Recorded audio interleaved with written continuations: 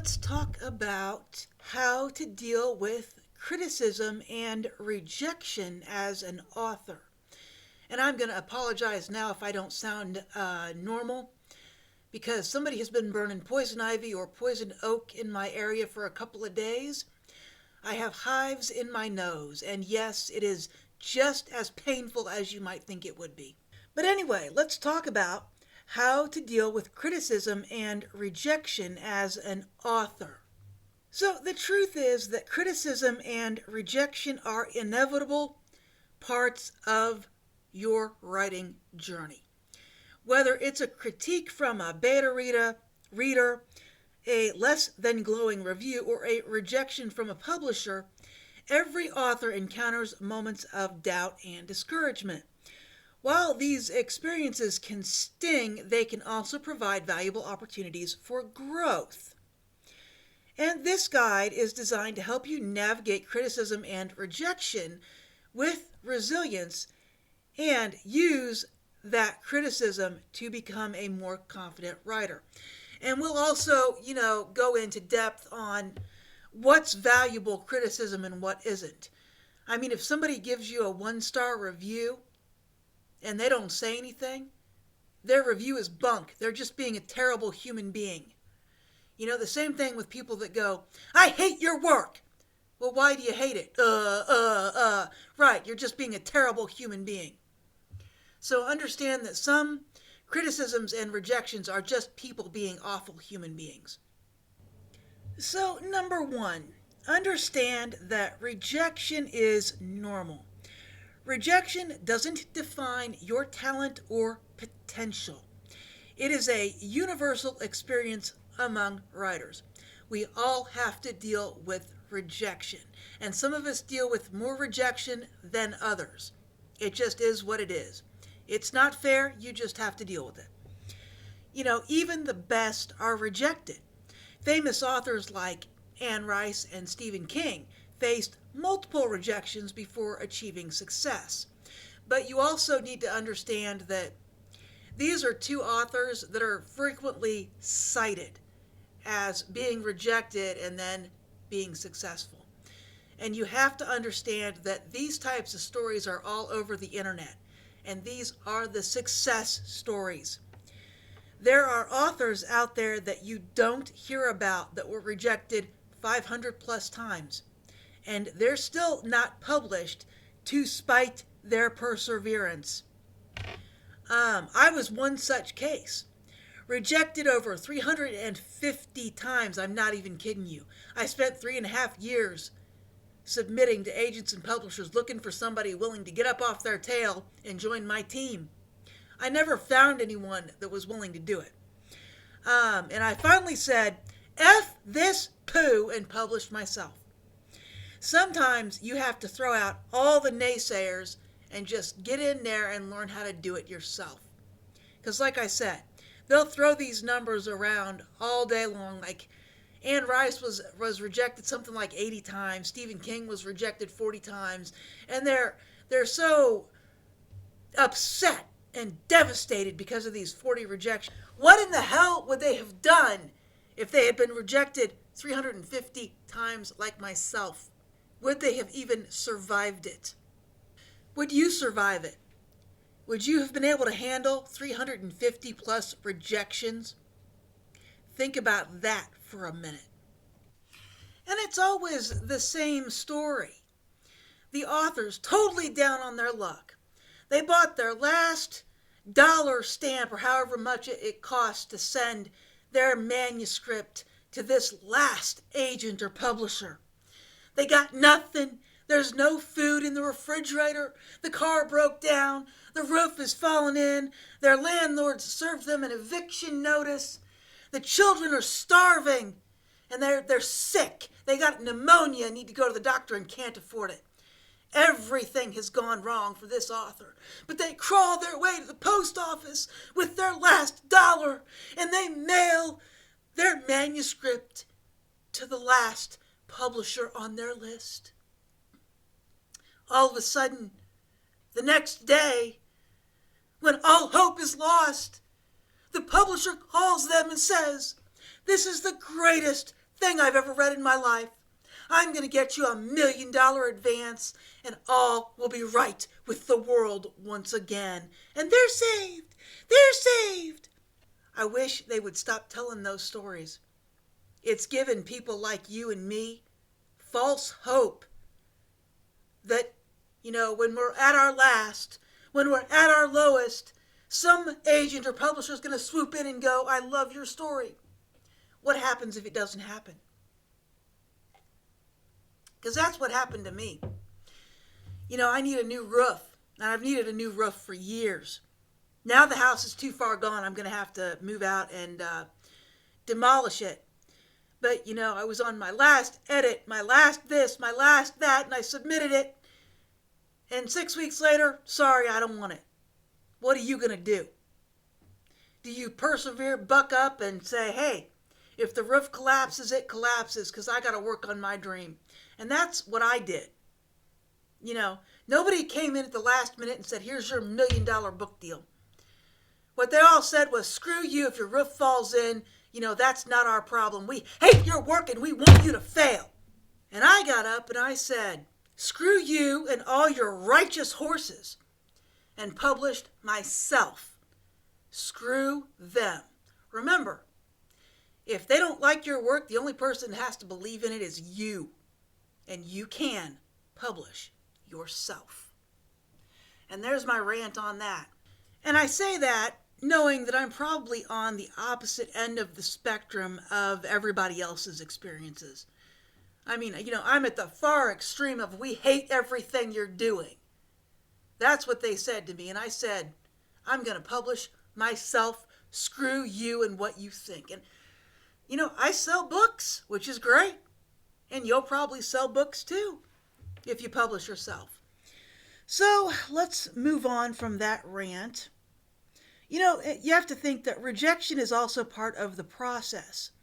Not every agent, editor, or reader will connect with your work, and that's okay. The book publishing industry is subjective, not objective. You also have to realize that they're looking for their next billion-dollar hit so that they can cha-ching all the way to the bank and then go on a vacation for the rest of their lives. Rarely are they interested in developing your author career, like they were when Stephen King and Anne Rice were first publishing. These guys, they may accept your first book, but they may not accept your second book, or your third book, or your fourth book. So even after you get your foot in the door and publish that first book, traditionally, you may not have an agent or a publisher for the rest of your career. Because they could be like, because honestly, what I'm seeing nowadays in the industry is that they'll take your first book, and then they won't take your second, and they won't take your third. They're like, yeah, thanks, we got all the money we need from you. We're now looking on for our next big hit, and you're not it. So see ya. You can go back to the newbie writing lists and act like a new author who has to struggle and fight their way to the top all over again. Boy, doesn't that sound like fun. And you can reframe rejection. Instead of viewing it as failure, see it as a step closer to finding the right audience or publisher. It's not your fault, or I should say, it's rarely your fault that they don't like your book. Keep trying and start making alternate plans. Here's the deal. The trad pub industry can't stop you from publishing your book. They can tell you 500 times that we won't publish it, but they can't stop you from publishing it and finding your own audience. In fact, you may want to do that once you figure out how little these publishers actually do for their authors these days. And look that up. Number 2, separate yourself from your work. It's easy to feel personally attacked when your writing is criticized. But remember, criticism is about the work, not you. And sometimes it's even a reflection of the individual doing the criticizing. Sometimes it's not about you, it's not about your work, it's about the person doing the criticizing. Sometimes that individual is just a miserable human being. And I've ran into a lot of them. They're just miserable human beings, and they want to crush your spirit and make you as miserable as they are. And other ways to handle it are, adopt a growth mindset. Think of criticism as feedback on a specific project, not a reflection of your abilities as a writer. You may be a great writer. Maybe your last book was critically acclaimed. You self-published it and it was critically acclaimed, and now you're going for trad pub and they're just being awful. Maybe that work wasn't as good as your first one. Maybe your third book will be even better. Detach emotionally. A critique isn't a judgment of your worth, but an opportunity to refine your craft. So don't take it personally, and don't let it seep in and get any headspace. Don't give it airtime. If your project needs work on it. And maybe that's all your critiquer is saying, is that, hey, you need to put some more work into your project and refine it a little better. 3, take a step back. Give yourself time to process feedback or rejection before responding or making changes. This is very good advice. When you get, and I always say this too, if you get a piece of feedback, read it. Do you agree with it or disagree with it? Sometimes I agree with the feedback and I'll go ahead and change it. The other thing is, if you disagree with it, how many other people said the same thing? If you send it out to multiple people and they all said the same thing, maybe something is there that you need to fix. But if everybody says something different, how valuable is that advice? You have to be able to discern between the good advice or the good critique stuff and the bad stuff. Sometimes people are just out to harm you. They just want you to do bad. And you need to weed those people out. The guys that are just giving you, terrible critiques because they want you to fail. And I see this a lot too. People will just give you horrible, horrible advice because they want you to fail because you're competition. This is especially true if you've got another author reading your work and let's say their stuff is similar to yours. So they're going to tell you that you're worthless and your work is terrible so that they can keep you out of the industry so that you're not more competition. So you have to watch out for that too, and that really sucks. Number 3, evaluate the feedback objectively. Not all criticism is created equal. Learn to discern useful feedback from noise, and this is what I was just talking about. Ask questions. Is the feedback specific and actionable? Does it address key aspects of your story, plot, characters, or pacing?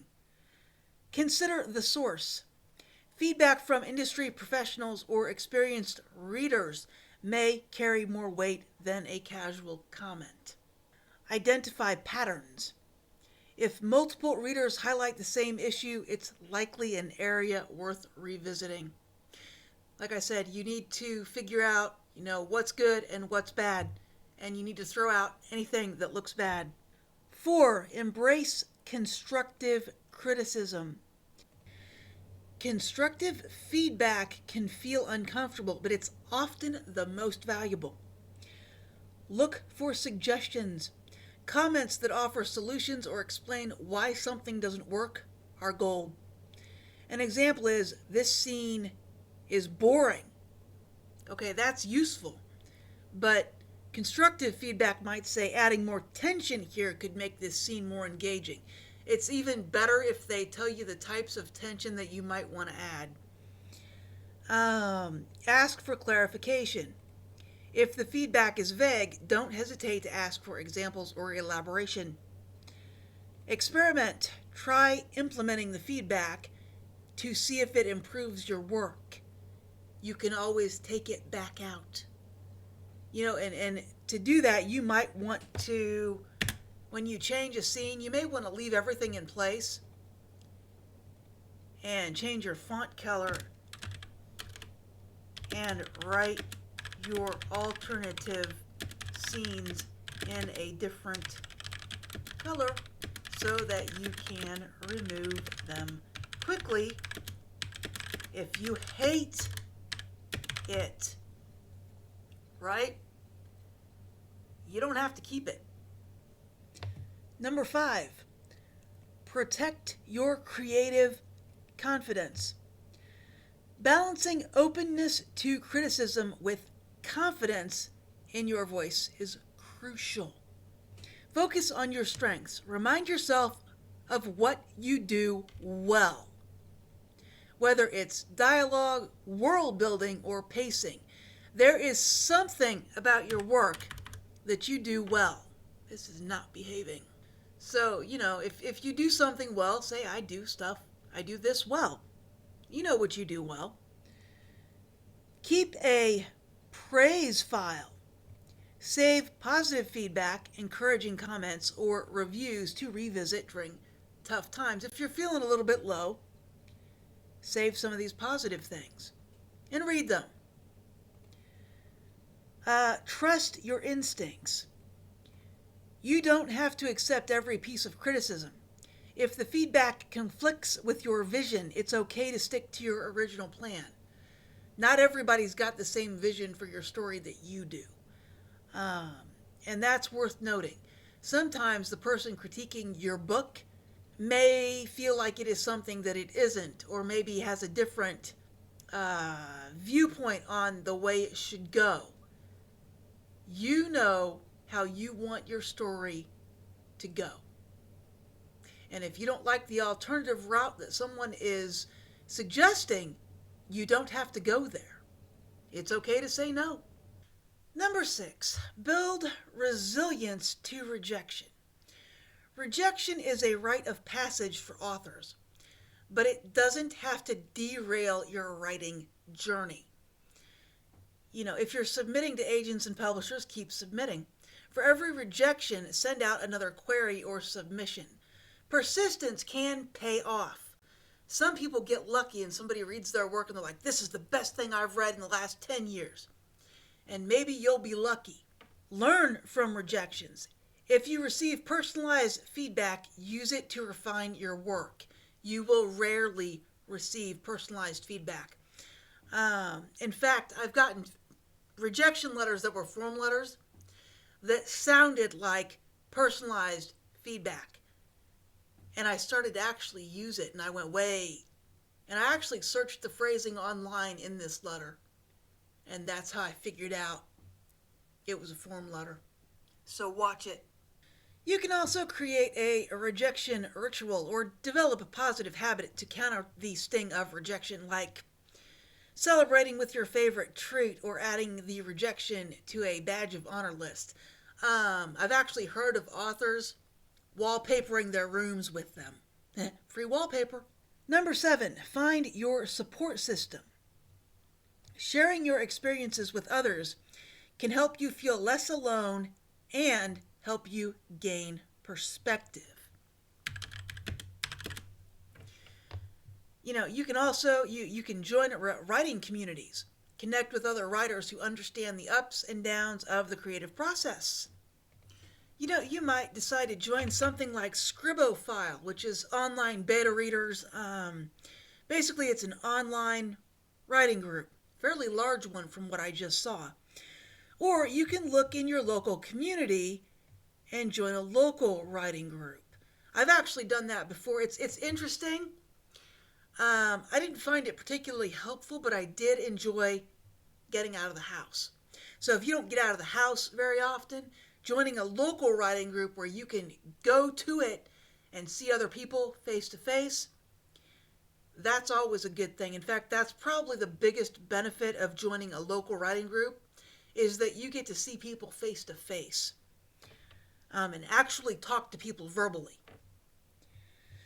And you can opt to work with beta readers or critique partners. Trusted readers can offer valuable feedback and encouragement. And you can lean on your family and friends. Even non-writers can provide emotional support when you're feeling discouraged. Number 8, keep perspective. Remember why you started writing in the first place. Reconnect with your passion. Write for the joy of storytelling, not just for external validation. Remember, you're the only one who has to like your story. Focus on growth. Every piece of feedback and every rejection is a step towards becoming a better writer. Lastly, think long term. One critique or rejection doesn't determine your entire career. Keep working toward your goals. Remember, you are your biggest cheerleader. You are your biggest proponent. 9. Take care of yourself. Remember that rejection and criticism can take an emotional toll. Prioritize self-care to maintain your mental and emotional well-being. You can also step away. Take a break from writing if you're feeling overwhelmed, or take a break from reading all those rejections. A fresh perspective can do wonders for how you feel. Practice positive affirmations. Remind yourself of your strengths and your commitment to improving. Engage in other activities. Hobbies, exercise, or spending time with your family can provide balance and refresh your mind. And number 10, keep writing. The best way to overcome rejection and criticism is to keep moving forward. Don't let people's negativity make you stop doing something you love. And you can always start a new project. Channel your energy into something fresh and exciting. Revise your work. Rework your story with the feedback you've received and submit to different agents and publishers. You could not submit the same story to the same set of publishers. So even if you revise it to make it better, you can't resubmit it to places that you've already submitted it to. But you can revise it and submit it to different agents and publishers that you have not submitted it to. Celebrate the process. Every word you write is a step towards mastering your craft. And finally, criticism and rejection are challenging but necessary parts of the writing journey. They teach resilience, sharpen your skills, and ultimately help you grow as an author. By learning to embrace feedback, protect your creative spirit, and persist through setbacks, you'll develop the confidence to pursue your writing dreams. Remember, every successful writer has faced rejection. What sets them apart is their determination to keep writing and to succeed no matter what. Stay true to your passion, learn from every experience, and trust that your stories will find their place. And that's all, folks. If you liked this tutorial, please like and subscribe, and I will talk to you later.